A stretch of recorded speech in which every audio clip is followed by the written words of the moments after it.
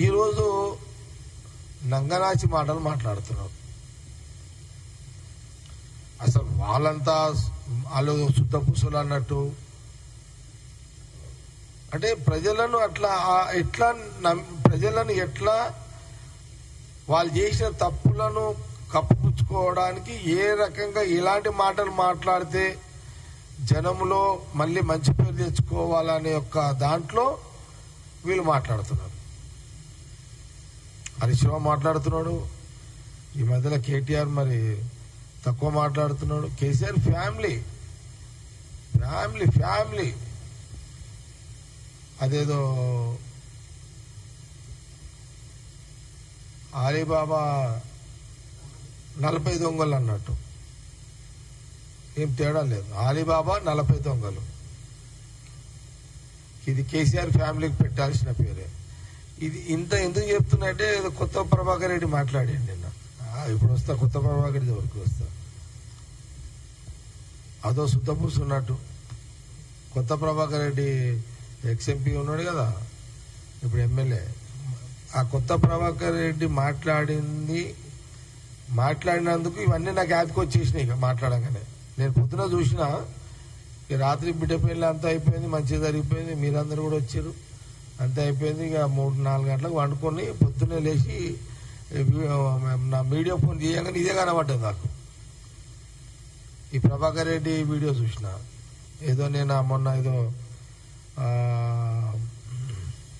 Function, అదే నా కార్యకర్త మీటింగ్లో కొంత ఏదో మా ఆంజనేయులు కొంత కష్టంలో, రాహుల్ సభ కష్టకాలంలో చేసినాము కార్యం, మా ఆంజనేయులు ఏదో ఇట్లా అంటే సరే ఓకే ఇవన్నీ చెప్తున్నా. కొంత ఎమోషన్ అయినా కొంత అయితే కొంత నా బలహీనతలు కొంత అది కొంత ఆ బలహీనతలు నాకు కొంత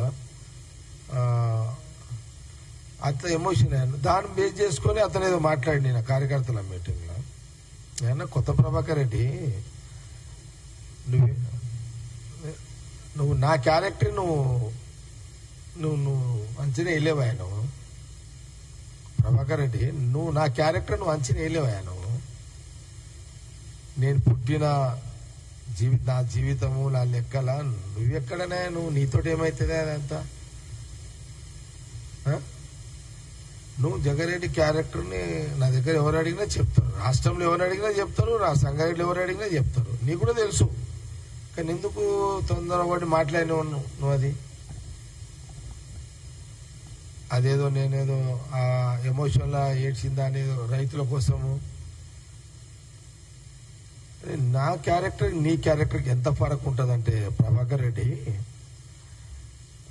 నీ అంత ఆస్తి నా దగ్గర ఉంటే రైతులకు మంచి చేస్తా. పెద్ద గుణం నాకు మా అమ్మ నాయన ఇచ్చింది, నాకు ఆ పుట్టుకి ఇచ్చింది నాకు. నీ దగ్గర 100 కోట్ల ఆస్తుంది, నీ దగ్గర బిజినెస్ పరంగానే ఉంది. నేనేం కాదంటలేను. నేను కూడా బిజినెస్ పరంగా 100 కోట్లు 1000 కోట్లు సంపాదించినా నేను పనిచేస్తా. నాకు మా అమ్మ నాయన అట్లాంటి పుట్టుకి ఇచ్చింది నాకు. మా అమ్మ జమాయమ్మ, మా అయ్య జగ్గారెడ్డి అసలు పుట్టుక నాకు ఇచ్చిర్రు. రేపు గఫలత్లో రేపు నా టైం బాగుండి బిజినెస్ పరంగా 1000 కోట్లు సంపాదించినా మళ్ళీ అది పనిచేస్తా. నా కూతురుకో కొడుకుకో అట్లా.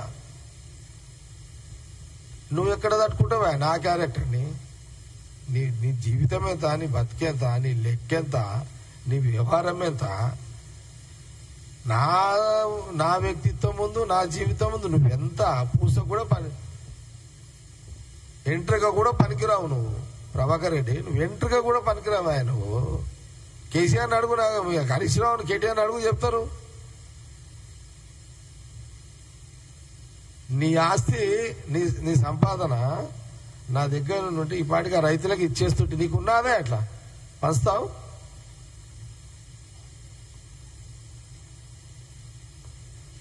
వెయ్యి కోట్లు నా దగ్గర ఉంటే పొద్దున స్టార్ట్ చేస్తే కొన్ని గంటలలో ఒడగొడతాను నేనైతే. నీకు పంచనీకు ఎట్లా పంచాలో కూడా నీకు తెలియదు, పైసలు ఎట్లా పంచాలో కూడా నీకు తెలియదు నాయన. నీకు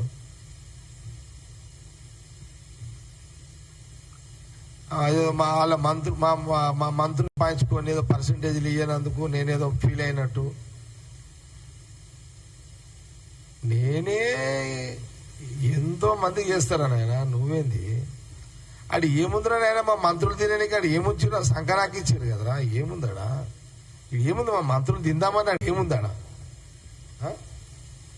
ఏ మంత్రి, ఏ శాఖల పైసలు? అసలు మంత్రులు తినే సంగతి ఓని, మినిస్టర్లకు అసలు జనాలకి ఏదైనా చేద్దామంటే పైసలు ఎక్కడ ఉంచారా నాయన మీరు?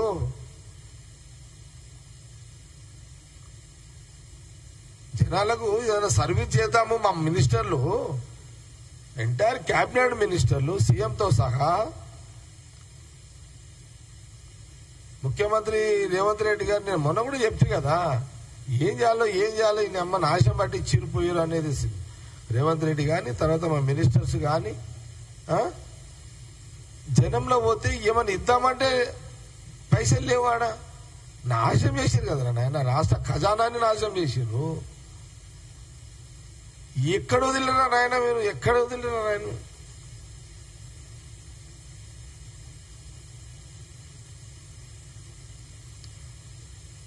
అందుకే ప్రభాకర్ రెడ్డి, నువ్వు మాట్లాడే ముందు సరే నీ కార్యకర్తలకు ఏదో కొంత చూసడానికి మాట్లాడేటప్పుడు ఒకసారి మీరు ఎవడైనా కానీ జగ్గారెడ్డి గురించి మాట్లాడేటప్పుడు చూసుకొని మాట్లాడుకోండి మీరు. లేదా మీ నా క్యారెక్టర్ని, నా పుట్టుకని, నా క్యారెక్టర్ని మీరు ఎవరు దాన్ని మీరు కాలేదు. నేను ఇప్పుడే చెప్తున్నా కదా,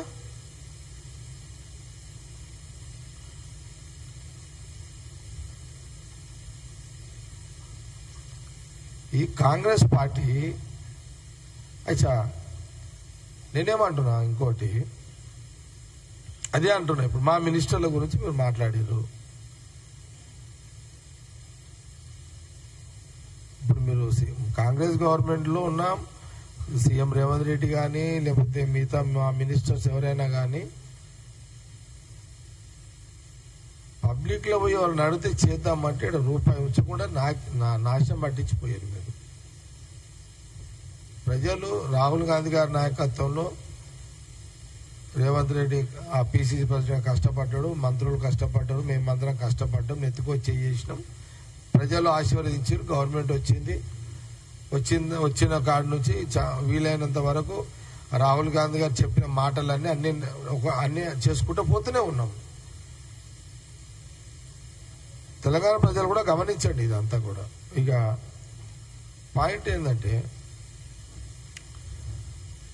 ఇంకేమైనా దీంట్లో ఏమైనా ఇంకేమైనా కావాలా ఇతను ప్రభాకర్ రెడ్డి విషయంలో?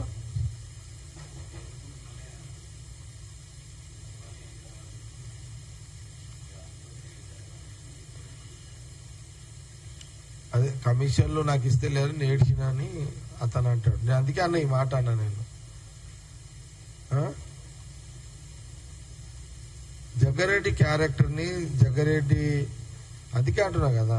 నా ప్రాబ్లం ఏంటంటే మళ్ళీ ఏడుపు వస్తే మళ్ళీ ఒక కథ నాకు ఉత్తమని వస్తుంది ఈ మధ్యలో ఎందుకో. మళ్ళీ అంటే రియల్ గానే నాకు కొంత ఇబ్బంది అనిపిస్తుంది. ఎవరైనా కొంత ప్రాబ్లం చెప్తే అది నాకు కూడా నేను వాళ్ళకంటే ముందు నేను ఏడుస్తున్నాను. నా సమస్య కొత్త సమస్య స్టార్ట్ అయింది ఇప్పుడంతా. ఇక ప్రభాకర్ రెడ్డికి ఇవన్నీ తెలివే కదా. ప్రభాకర్ రెడ్డికి ఏం తెలుసు? నేనేమో గరీబుల సుట్లో నేను తిరుగుతా, నా సుట్టంతా వాళ్ళే ఉంటారా. నా పక్కకి బిల్డింగ్ లోడే నా ఎమ్మడే పెద్ద పెద్ద బిజినెస్ చేసేవాడు ఎవడు ఉంటాడు కదా, నా ఎమ్మడి ఉంటూ లేవరు. ఆ క్యాన్సర్ పేషెంట్ వచ్చిన వాళ్ళు వస్తుంటారు నా దగ్గరికి. నా దగ్గర ప్రతి పేషెంట్లు వస్తుంటారు నా దగ్గర కాన్షియన్స్ లో. నా ప్రాబ్లం అదే ఉంది. శాతనగాడికి చేస్తున్నాం, లక్షలు కాదు లక్షలు చేస్తూనే ఉన్నాం, ఇంకా చేస్తూనే ఉంటాం. అదిగా ఇప్పుడు బాధలతో వచ్చిన పబ్లిక్ లో ఉన్నప్పుడు బాధ ఏందో నాకు తెలుసు. ప్రభాకర్ రెడ్డికి ఏం తెలుసు? కేసీఆర్ పైసలు ఇవ్వాలి, బీఫామ్ తెచ్చుకోవాలి, పార్లమెంట్ లో కూర్చోవాలి. కేసీఆర్ పైసలు ఇవ్వాలి, కేసీఆర్ ఫ్యామిలీకి పైసలు ఇవ్వాలి, బీఫామ్ తెచ్చుకోవాలి, అసెంబ్లీలో కూర్చోవాలి. నీకు నాకు ఫరక్ లేదావా ప్రభాకర్ రెడ్డి? ప్యాకేజ్ ఇవ్వాలి, బీఫామ్ తెచ్చుకోవాలి. నేను ప్యాకేజీలో లేడన్నా ఏమన్నా?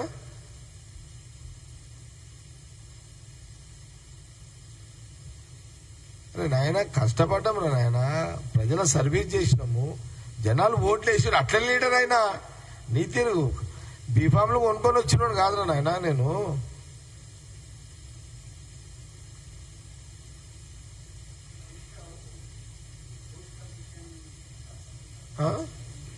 విన్నారా?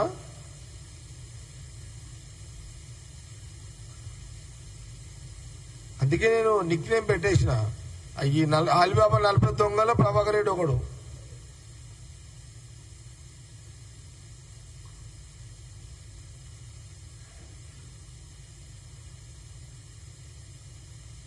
అరే అచ్చా, ఇక మీరు ఏడొచ్చిర్రని ఆయన పైసలు మీరు ఇంకా మా మంత్రులు సార్ అసలు ఏం చేద్దాం? కాళేశ్వరం 1,00,000 కోట్లు. ఓకే, 1,00,000 కోట్లలో ఎంత ఒక 30% వేసుకున్నా అటు ఇటు ఒక 30,000 కోట్లు తినేసి ఉంటారు. 30,000 30,000 కోట్లు వేసి ఉంటారు. కేసీఆర్ హరీశ్రావు గుహలు ఎందుకు అనుకున్నాడు? పైసలు ఎంచనికనే వాడినాడు. ఆడ రాత్రిపూట ఎవడు అందరు నిలగొట్టాడు, ఆడ వండుకోవాలి, గుహలో వండుకోవాలి. ఆ కాంట్రాక్టర్ ఎవరు మళ్ళీ అప్పుడు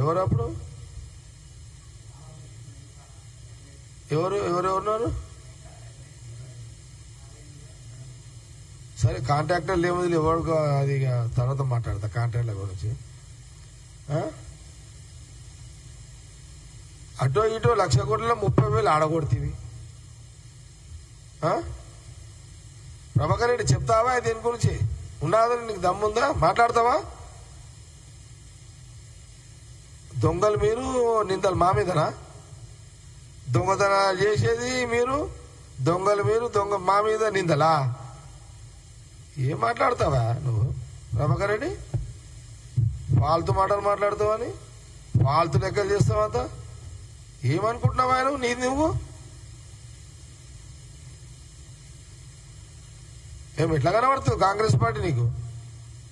ఏమి ప్రైవేట్ కంపెనీ అన్న ఆయనే మీ తీరు?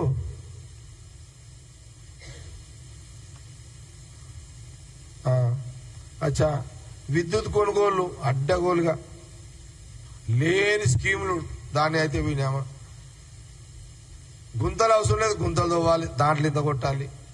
స్తంభాలు అవసరం లేదు, ఆడింత స్తంభాలే, దాని ఇంత కొట్టాలి. ఏమన్నా అర్థం ఉన్నదా Prabhakar Reddy? Outer ring road అటు ఇటు అట్లా 7-8 కోట్లు కొట్టావు కదా. అదే కదా సీఎం రేవంత్ రెడ్డి ఎన్నిసార్లు మిమ్మల్ని తిడుతుంటే అదే కదా తిట్టేది. 7-8 కోట్లు అట్లా కొడుతీవి. 30 ఏళ్ళు లీజుకి ఇచ్చిర్రు.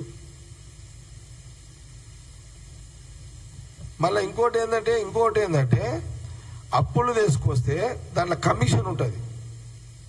వీళ్ళు ఆ పని కూడా చేసిరు. వీళ్ళు అప్పులు ఎందుకు తెచ్చారు అంటే ఉన్నదంతా ఖతం చేసిర్రు. ఉన్నదంతా ఖతం అయినాక అప్పులో పోయారు కదా వీళ్ళు. ఇప్పుడు మనం అప్పులు తెస్తున్న వాళ్ళు అప్పులు పోయినప్పుడు ఏం చేసిరంటే కొంత పర్సంటేజీలు పెంచుకొని దాంట్లో ఆ డబ్బు కూడా కొట్టేసారు. అందులో కమిషన్ తెచ్చుకొని కూడా కొట్టేసారు. జనరల్ గా ఎవరు చేయరు, ఏ సీఎంలు చేయరు అట్లా. వీళ్ళు చేశారు. కమిషన్ అప్పులు తెచ్చి దాంట్లో కమిషన్ల మీద కూడా కొట్టిపడేశారు.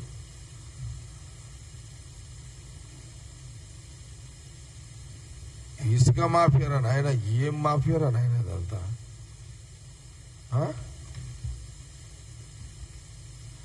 అరే మీకు ఏం పేర్లు పెట్టాలరా నాయన? మీకు అసలు అలీబాబా 40 దొంగలు కాక ఇంకేదైనా పేరుంటే లెంకువారి వీళ్ళకు. ఇసుక అడ్డ ఏంది అసలు అది? ఇదేంటంటే మా కాంగ్రెస్ చేయాలంటే మాతో ఒకటి స్టార్ట్ చేసి ఇంకోటి గుంచుతాడు ఇక్కడ మా దగ్గర అంత ఈజీ ఉంటుంది కాంగ్రెస్ లా. ఇప్పుడు సపోజ్ నేనే ఉన్నానుకో, నేను ఏదైనా స్టార్ట్ చేసిన అనుకో, మాది లేదా ఆయన చేస్తున్నాడు ఇట్లా మా దుమ్ముకోరు కదా. మాతో అట్లుంటది. ఇటు అడిగేటోళ్ళు లేడా? ఇడ ఇసుక చిన్నది, అది రోజు పైసలే కదా ఇసుకలా. ఇసుక మాఫియా.